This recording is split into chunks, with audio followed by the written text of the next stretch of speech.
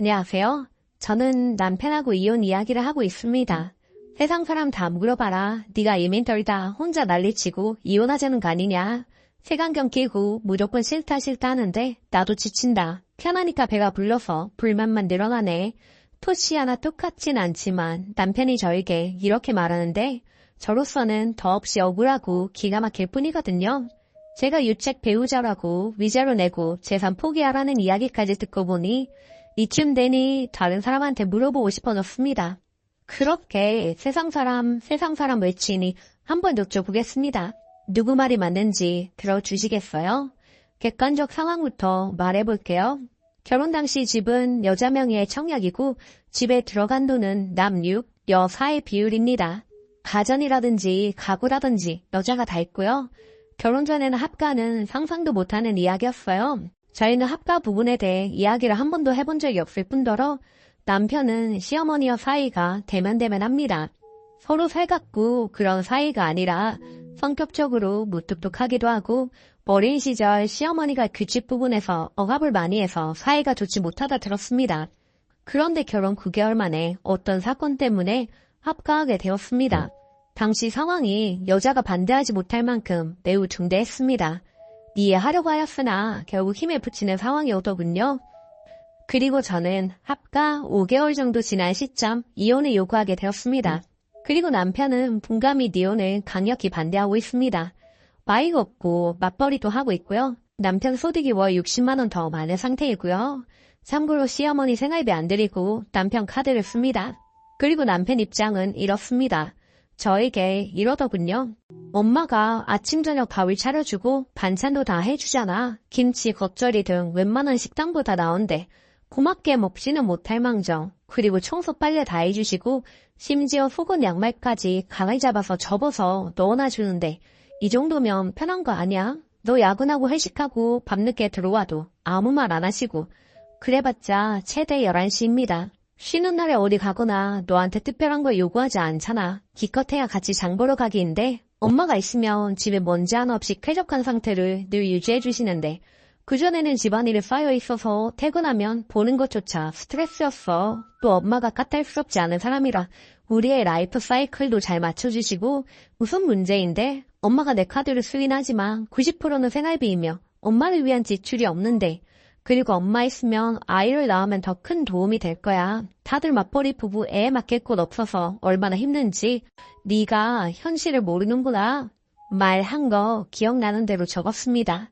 개소리도 많았는데 남편이 생각하기에 유리한 것만 적었습니다. 제 입장은 적지 않을게요. 제가 쓰는 글이라 편파적이게 될 것 같아서입니다.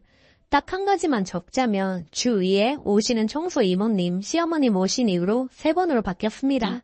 제가 배부른 건가요? 판단해주세요. 후기.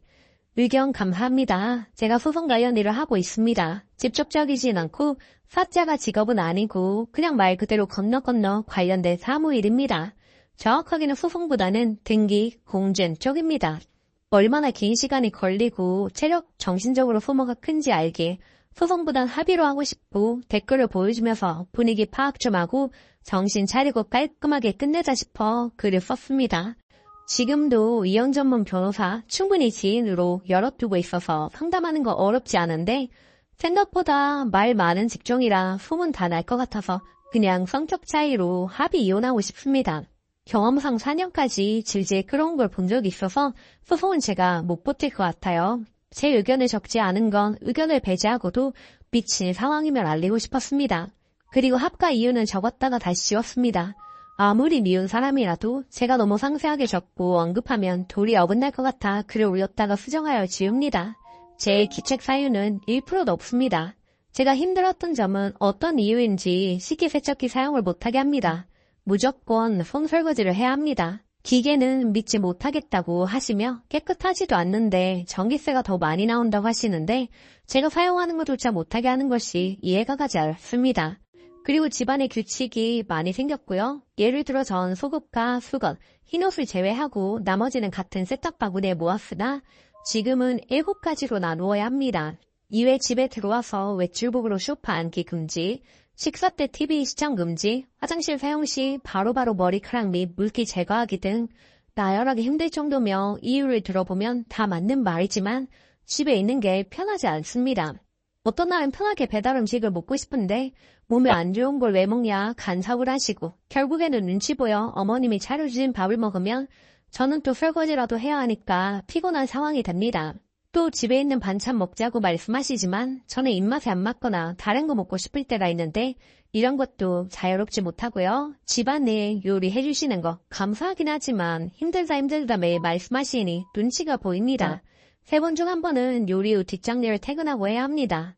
어떤 날은 회사에서 파김치가 되어서 지고 오면 씻지도 않고 자고 싶을 정도로 힘든 날이 있는데 집에 와서 어머님 눈치 보면서 집안일까지 해야 하니 여간 힘든 게 아닙니다. 식기세척기를 두고 전부 뜨거운 물로 애벌 설거지, 본 설거지, 헹군 후세미실까지. 그리고 쉬는 날이 없습니다. 외출하시지 않고 체감상 22시간을 집에 계시니 아침 5시 반에 일어나셔서 분갈이하고 베란다 청소하고 있으면 잠이 깹니다.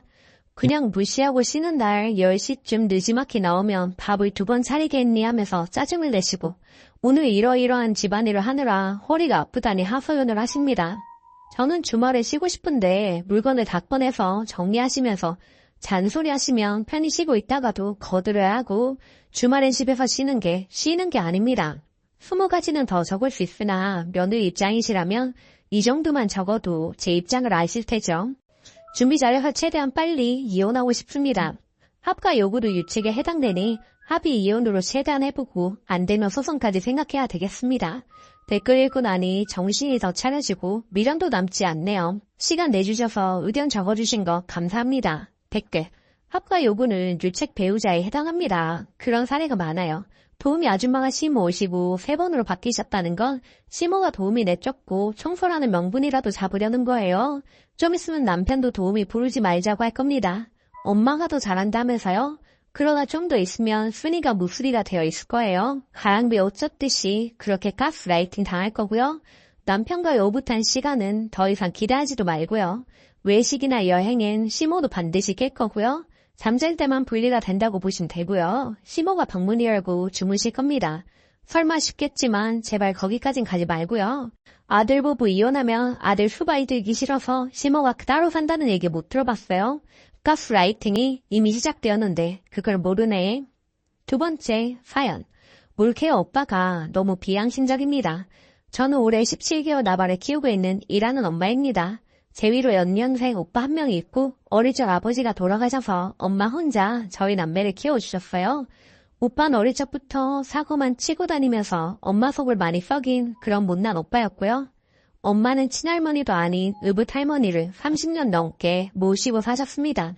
근데 배다른 동생 작은 아버지께서 할머니와 아버지 유산 문제로 엄마를 쫓아내시게 된 상황이 됐습니다. 자세히 이야기하긴 좀 그렇고요. 아무튼 오빠는 결혼해서 애들 2 있고 대기업 생산직에 다니고 있어요.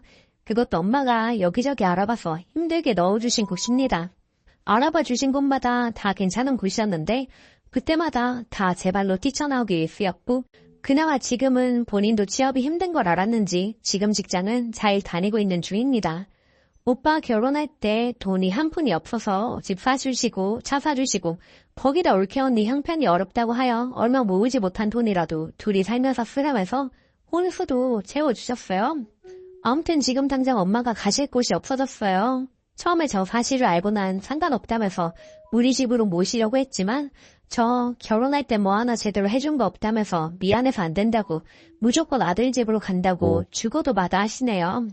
엊그제 엄마 생신이셔서 오빠네랑 저희랑 엄마 모시고 같이 저녁을 먹는데 엄마가 대뜸 오빠네 집에 당분간 살아야 할 것 같다고 1달이 되던 2달이 되던 아파트 구해지는 대로 나갈 테니 흰세 좀 지자고 하셨어요. 근데 올케 언니 표정이 완전 안 좋더라고요. 거기서는 뭐라 말은 못하고 오빠랑 쭈뼛쭈뼛대더니 어제 오빠한테 저보고 모시면 안 되냐고 전화가 왔습니다. 올케 언니가 애가 2이나 있는 데다 집도 좁고 32평 정도 불편해서 싫다고 했다고. 저희 엄마 어떻게 해야 할까요? 엄마한테 전화해서 차마 올케 언니가 싫어한다는 말은 못하겠고 그냥 우리 집에 가 있자고 말씀을 드렸는데 너무 완강하시네요. 그리고 저희 남편은 고맙게도 사정이 그런데 당연한 거 아니냐며 무조건 찬성이래요. 근데 엄마가 뜻을 굽히시지 않네요. 오빠네 집 기어이 들어가 사셔도 서로 불편하고 눈치 보며 가시방석 같은 나날이 될 게 뻔한데 너무 걱정도 앞서고 속상해서 잠도 못 자고 있습니다. 특수한 상황 때문에 잠깐 이러는 것도 대놓고 싫은 티 내는데 나이 들면 엄마가 얼마나 서러울까 생각하면 정말 가슴이 아픕니다. 추가. 궁금해하시는 분 계실까봐 더 적어봅니다. 오빠랑 만나서 이야기를 해봐야겠다고 생각하고 오늘 저녁 만나는 걸로 약속을 했는데 갑자기 오늘 안 봐도 되겠다며 연락이 왔더라고요. 무슨 일이냐 물었더니 올케 언니가 엄마한테 전화로 몸 모시겠다 해버렸다네요. 그 어려운 이야기를 엄마한테 대놓고 했나봐요. 엄마가 상처를 받으셨겠죠. 엄마 성격 잠깐 이야기하자면 절대 자식들한테 기대는 분은 아니십니다. 오빠한테 항상 과일 정도로 베푼 게 잘못이라면 잘못이네요. 아빠 돌아가시고 혼자 이일저일 닥치는 대로 하시며 저희를 키워주셨고 조금씩 모아서 오빠 장가를 보내셨고요. 지인 추천으로 땅을 사놓은 게 있었는데 그게 땅값이 많이 올라 돈을 좀 갖고 계시는 걸로 아는데 자세한 상황은 모르지만 이 돈이 지금 묶여있어서 한두 달만 기한을 달라 하셨던 것 같습니다. 아무튼 오빠네 집에 찾아간 적, 초대받은 적, 여태 집들이 때 딱 한 번 간 적이 다이고요. 집들이도 저희가 하라고 한 적이 없습니다. 연락도 먼저 한 적이 없습니다. 제가 원래 모질지 못해서 항상 조용히 있었는데 아까 오빠랑 통화하면서 댓글들을 참고해서 몇 마디 했습니다. 엄마한테 너무한 거 아니야? 네가 양심 있긴 하니? 네가 지금 사는 집, 끌고 다니는 차, 하다못해 냉장고, TV, 세탁기 등등 다 엄마가 힘들게 모으신 돈으로 자식이란 이유로 해준 거 아니야? 덕분에 잘 살고 있지 않아? 때 되면 조카들 용돈도 두둑히 주고